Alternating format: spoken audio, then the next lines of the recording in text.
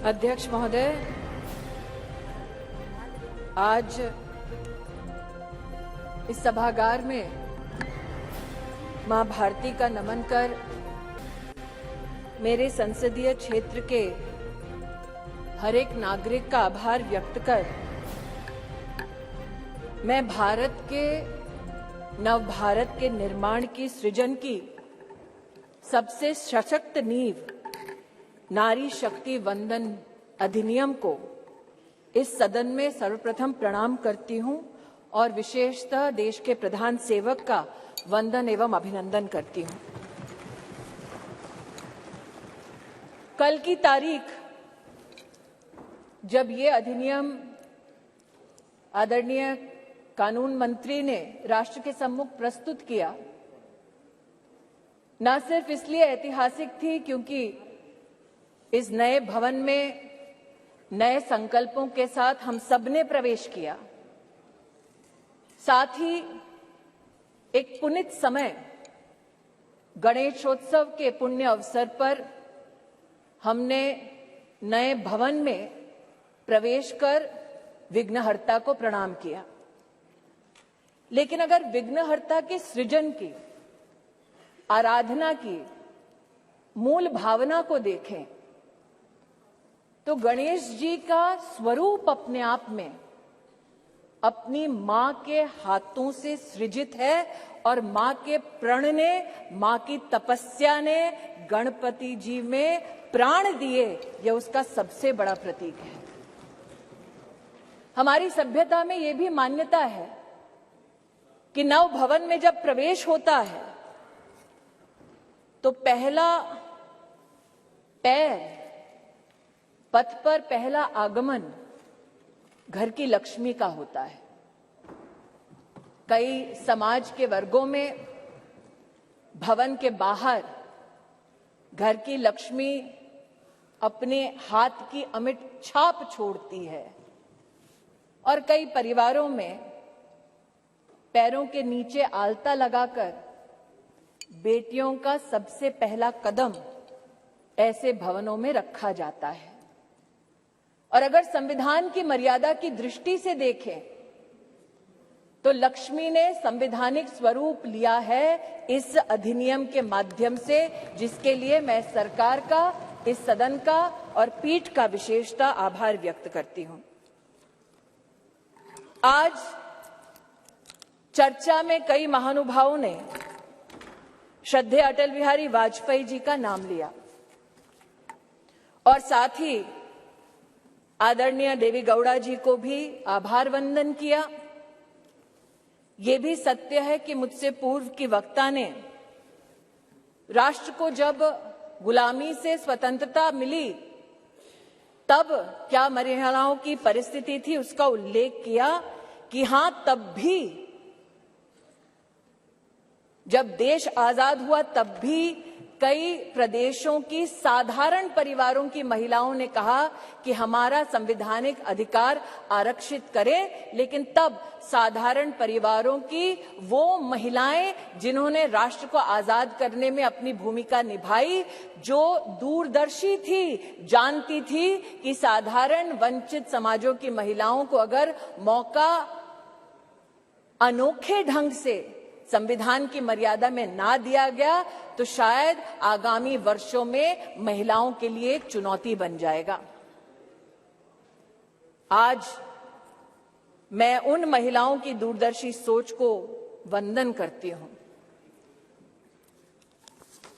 महोदय, 1971 में तब की सरकार में एक कमेटी का गठन हुआ on the status of women in India, और आज मैं विशेष रूप से आपका ध्यान आकृष्ट करती हूं 1974 में जब कमेटी ने अपनी रिपोर्ट को साझा किया तो उसके 7वें चैप्टर में पॉलिटिकल स्टेटस के वर्णन में ये इंगित है कि तब भारतीय जनसंघ ने कहा था कि महिलाओं को कॉन्स्टिट्यूशनली गारंटी कीजिए। They were the advocates for women's reservation. आज जनसंघ के उन नेताओं को, उन चिंतकों को मैं आभार व्यक्त करती हूं। ये मेरा सौभाग्य है कि मैं भारतीय जनता पार्टी की एक साधारण कार्यकर्ता हूं, जिसको मेरे संगठन ने असाधारण मौके दिए ताकि मैं संगठन के माध्यम से संविधान की मर्यादा में अपने राष्ट्र की, समाज की सेवा कर सकूं। ये भाजपा के कार्यकर्ताओं का गौरव है कि इस राष्ट्र में अपने संगठन में पहली बार महिलाओं को आरक्षण देने वाली राजनीतिक पार्टी भारतीय जनता पार्टी बनी। ये भी कहना सत्य होगा कि व्यवस्थाओं को किस दृष्टि से संगठन में सम्मिलित करना, इसके लिए साल 2007 में नेशनल एग्जीक्यूटिव की मीटिंग के अंतर्गत तब के हमारे राष्ट्रीय अध्यक्ष और अब के हमारी कैबिनेट के वरिष्ठ नेता श्री राजनाथ सिंह जी ने एक कमेटी का गठन किया। ये सौभाग्य है मेरा कि उस कमेटी में आज 2 सदस्य वर्तमान इस सदन में उपस्थित हैं। आज उस कमेटी जिसकी अध्यक्षता श्रद्धेय सुषमा स्वराज जी ने की, आज उस कमेटी की एक और सदस्य जिनका देहांत हो चुका है, किरण माहेश्वरी जी, और जो संगठन में आध्यात्म की दृष्टि से मेरे मार्गदर्शक रहे, ऐसे श्रद्धेय बाल आपटे जी हमारे बीच नहीं हैं। मैं उनके योगदान के लिए उनको नमन करती हूं। यह भी उचित होगा अध्यक्ष जी कहना कि उस कमेटी में नजमा हिप्तुल्ला जी थी, उनका आभार वंदन करती हूं। सुमित्रा महाजन जी थी, जिन्होंने बार बार लगातार अपनी पुण्य भूमि से, इंदौर से चुनाव जीतकर हम सबका गौरव बढ़ाया। उन्होंने स्पीकर की भूमिका में महिलाओं का राष्ट्र भर में गौरव बढ़ाया। मैं ताई की अनुपस्थिति में ताई को प्रणाम करती हूं। और कमेटी में 2 और महानुभाव थे जो विद्यमान है वर्तमान के सदन में, जिन्होंने महिला आरक्षण भाजपा के संगठन में कैसा हो उसको सुनिश्चित किया, जो आज मोदी सरकार के मंत्री हैं, आदरणीय किशन रेड्डी जी और किरण रिजिजू जी। मैं आपको भी आभार व्यक्त करती हूं। महोदय, they say success has many fathers and failure has none। और इसीलिए कल जब ये प्रस्ताव सदन में आया तो कुछ लोगों ने कहा हमारा बिल है, कुछ लोगों ने कहा हमने चिट्ठी लिखी, कुछ लोगों ने कहा कि ये पूरा का पूरा संवैधानिक निर्माण हमारा था। आज ऐसी एक सम्मानित नेत्री ने सदन में अपना वक्तव्य रखा, लेकिन उनका मैं एक विशेष रूप से आभार व्यक्त करती हूं कि 2 विषयों पर उन्होंने ऑन रिकॉर्ड स्पष्टीकरण दिया है। हमको बार बार बतलाया जाता कि एक विशेष परिवार ने 73rd, 74th amendment to the constitution पारित करवाया। आज मैं आभार वंदन करती हूं कि पहली बार स्पष्टता हुई इस सदन में उनके द्वारा कि ये पुण्य काम पीवी नरसिम्हा राव जी ने किया, जिनके मरणोपरांत उनके ही पार्टी के हेडक्वार्टर में उनको नमन करने का मौका नहीं दिया गया। दूसरा, ये कथन कि अभी क्यों नहीं और ये वक्त हमारा बिल है तो अभी करिए। तो महोदय, ये उस बिल की प्रति है जिनको वो हमारा कहते हैं। उसमें अगर आप दूसरे पृष्ठ पे 2B और 3B पढ़ें, और ये वो है जो कांग्रेस पार्टी कहती है यूपीए की सरकार में राज्यसभा में पारित हुआ और फिर लोकसभा में प्रस्तुत हुआ। अगर आप इस पृष्ठ पर ये दोनों छंद पढ़ें तो यूपीए, जिसकी अध्यक्षा श्रीमती सोनिया गांधी हैं, उन्होंने कहा है no seat shall be reserved for women belonging to scheduled caste, scheduled tribes in the 3rd general elections. 3B पढ़ें तो उन्होंने कहा, प्रस्ताव दिया, no seat shall be reserved for women in the 3rd general election. अर्थात आज की सरकार जब यह अधिनियम लागू होगा तब के बाद 15 वर्षों तक महिलाओं को रिजर्वेशन गारंटी करती है, मोदी की गारंटी है। लेकिन अगर कांग्रेस पार्टी का प्रस्ताव आप पढ़ें तो उनका प्रस्ताव ये था 2B और 3B में कि no seat shall be reserved for women in SC/STs in the 3rd general election, no seat shall be reserved for women in the 3rd general election। Congress का प्रस्ताव था कि 10 साल औरतें मेहनत करें, लेकिन 15वें साल में आपका अधिकार आपसे छीना जाएगा। आज मैं अभिनंदन करती हूं प्रधानमंत्री जी का, हमारे न्याय मंत्री का, जिन्होंने कांग्रेस की इस अभिलाषा को निराश किया।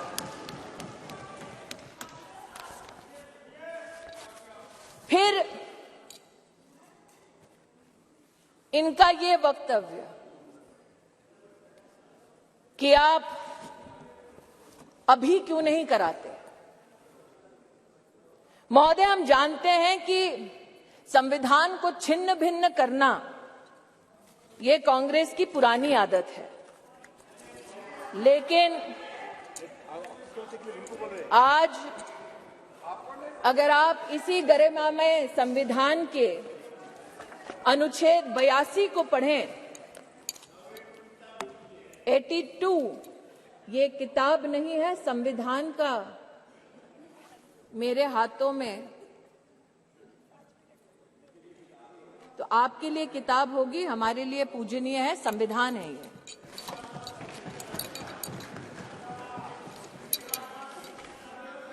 आर्टिकल 82, और आपकी अनुमति से पढ़ना चाहती हूं। Upon the completion of each census, allocation of seats in the House of the People to the states and division of each state into territorial constituencies shall be readjusted by such authority and in such manner as Parliament may by law determine, provided also that until the relevant figures for the first census taken after the year 2026 have been published। तो क्या ये विपक्ष के नेताओं का मत है कि जो संवैधानिक प्रक्रिया इंगित है संविधान में, उसकी अवहेलना हो? Should we not abide by the Constitution? Is that the position taken by leaders of the opposition parties? That is my humble suggestion and submission। फिर यह आरोप लगाया गया कि आप ओबीसी और मुस्लिम रिजर्वेशन क्यों नहीं देते। मुझसे ज्यादा अनुभवी लोग जो वर्तमान में बिना माइक के और पीठ की परमिशन के दांत चबा चबा कर बोल रहे हैं,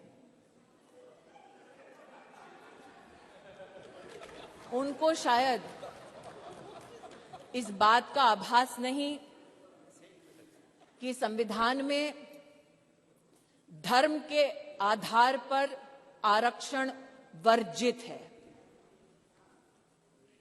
इसलिए मैं आज आपके माध्यम से महोदय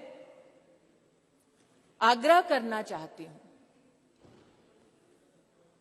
कि ये भारत वो भारत है जहां पर आज लोगों के पास व्यवस्थाएं डिजिटली भी पहुंची हैं,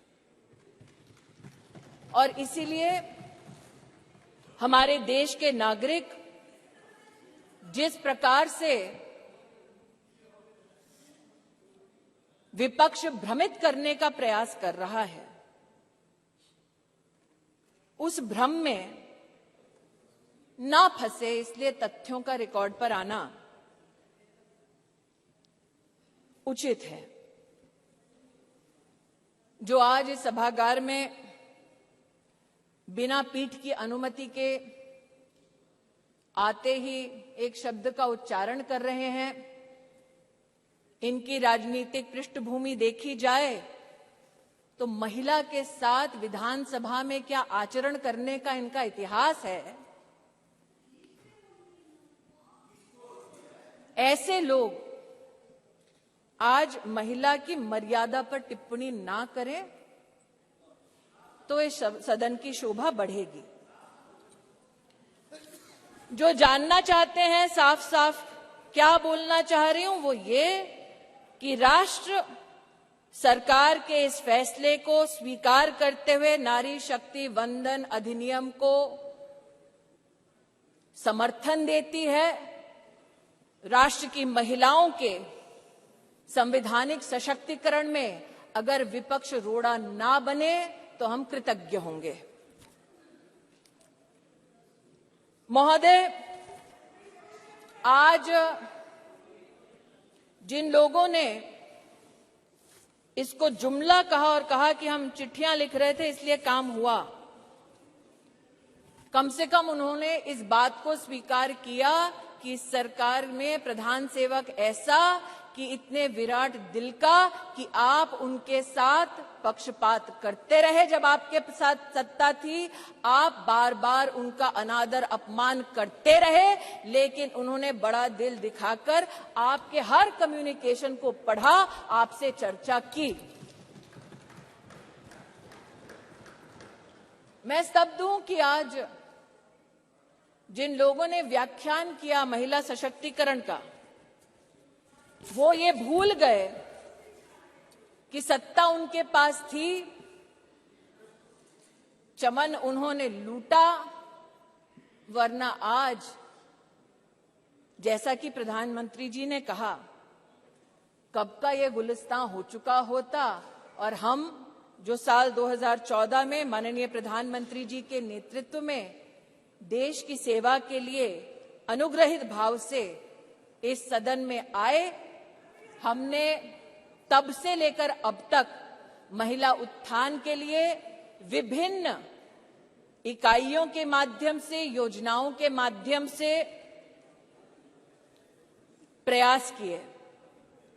इस सदन में महिलाओं के लिए टॉयलेट्स बनाने की बात हुई, इस सदन में महिला को किस प्रकार से घर दिलवाया उसकी बात हुई, लेकिन महिला सशक्तिकरण माननीय प्रधानमंत्री जी के लिए एकमात्र टर्म से संबंधित, योजना से संबंधित संकल्प नहीं।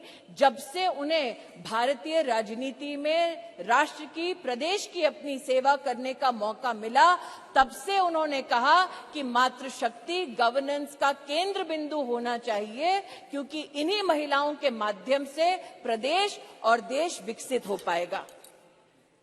उसके आपके सामने 2-3 उदाहरण रखना चाहती हूं। एक, साल 2006 में जब माननीय प्रधानमंत्री जी के पास प्रदेश में मुख्यमंत्री की जिम्मेदारी थी तो उन्होंने जेंडर इक्विटी की पॉलिसी बनाई, लेकिन मात्र पॉलिसी तक सीमित नहीं रहे, अपने 10 अलग अलग विभागों के माध्यम से उन्होंने जेंडर बजट को भी प्रस्तुत किया।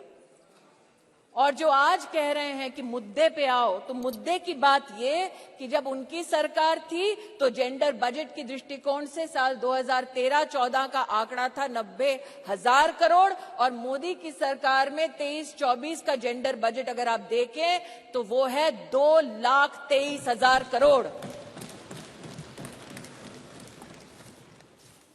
ये मुद्दे की बात पर आना चाहते हैं। मुद्दे की बात ये कि जब प्रधानमंत्री जी के पास प्रदेश की जिम्मेदारी थी तब उन्होंने बेटियों की शिक्षा के लिए अपने आप को समर्पित किया। ड्रॉप आउट रेट 18% था। प्रधानमंत्री जी के, मुख्यमंत्री के कार्यकाल में ड्रॉप आउट रेट 1% हुआ और आज प्रधानमंत्री की जब उनको जिम्मेदारी मिली है तो राष्ट्र के इतिहास में पहली बार राष्ट्रीय शिक्षा नीति में महिलाओं के लिए अलग से फंड का, जेंडर इंक्लूजन फंड का प्रावधान करने वाली सरकार नरेंद्र मोदी की सरकार है। ये कहते हैं मुद्दे पर आओ, तो मुद्दा ये कि जब प्रधानमंत्री जी के पास प्रदेश की जिम्मेदारी थी तो उन्होंने ई ममता एक कार्यक्रम शुरू किया ताकि गर्भवती माताएं, बच्चे उसके माध्यम से सरकारी व्यवस्था से उनका बेनिफिट ट्रैक हो सके, कौन वंचित है उस तक हम पहुंच सके। और आज नरेंद्र मोदी जब देश के प्रधानमंत्री हैं तो राष्ट्र के इतिहास में पहली बार पोषण ट्रैकर के माध्यम से देश के 7.5 करोड़ बच्चे और 2.5 करोड़ महिलाओं को पोषण अभियान के माध्यम से डिजिटली सेवा पहुंचाई जाती है। ये कहते हैं मुद्दे की बात पर आओ, तो मुद्दा ये कि जब प्रधानमंत्री जी के पास प्रदेश की जिम्मेदारी थी तो उन्होंने मां वात्सल्य योजना की शुरुआत की, जहां महिलाओं को लगभग 1.5 लाख रुपए के माध्यम से जिनकी एनुअल इनकम थी उनको 4 लाख से ज्यादा की मेडिकल ट्रीटमेंट सरकारी व्यवस्थाओं में देने का काम नरेंद्र मोदी जी ने किया। और आज आयुष्मान भारत योजना के चलते 10 करोड़ गरीब परिवार, 10 करोड़ गरीब महिलाओं को सुविधा, 24,000 से ज्यादा अस्पतालों में, 1,60,000 से ज्यादा स्वास्थ्य केंद्रों में सेवा देने वाली सरकार मोदी की सरकार है, भाजपा की सरकार है। इसलिए जो कहते हैं कि महिला सशक्तिकरण मात्र आज एक चुनावी मुद्दा है, उनसे कहना चाहती हूं, नरता का आदर्श तपस्या के भीतर पलता है, देता वही प्रकाश आग में जो अभित जलता है। आपने नरेंद्र मोदी जी पर कई आक्षेप किए राष्ट्र के नवनिर्माण में, चाहे वो मेक इन इंडिया हो, चाहे वो धारा 370 को हटाने की बात हो, हर विषय पर, जीएसटी पर भी न सिर्फ व्यवधान किया बल्कि व्यवधान के बाद जब इस सदन ने उन कानूनों को पारित किया तो आप एक्सटर्नल ऑर्गेनाइजेशंस के माध्यम से कोर्ट में चुनौती देते गए, कोर्ट में भी हारे, पीपल्स कोर्ट में भी हारे। इस बार लोग कहते हैं कि 27 साल नहीं, अगर आप जनसंघ की पृष्ठभूमि देखें तो 1974 से हम प्रमाणित कर सकते हैं कि हमारी आइडियोलॉजी ने, हमारे ऑर्गेनाइजेशन ने बार बार कहा कि आप संवैधानिक ढांचे की मर्यादा में महिला का आरक्षण गारंटी करें। मोदी आज इस अधिनियम के माध्यम से महिलाओं को जो वंचित है वो अधिकार गारंटी कर रही हैं। और इसीलिए पूरे सदन से विनम्र आग्रह है कि एक साइंटिफिक पद्धति से संविधान का संरक्षण करते हुए जो प्रस्ताव सरकार लेकर आई है, वाकई में अगर आपकी रुचि महिला को पॉलिटिकली सशक्त करने की है तो आप इस अधिनियम का समर्थन करें। अंत में कुछ लोगों ने अपने वक्तव्यों में यह भी कहा कि आप रैंकिंग देख लीजिए। मैं उस पर एक स्पष्टीकरण देना चाहती हूं महोदय।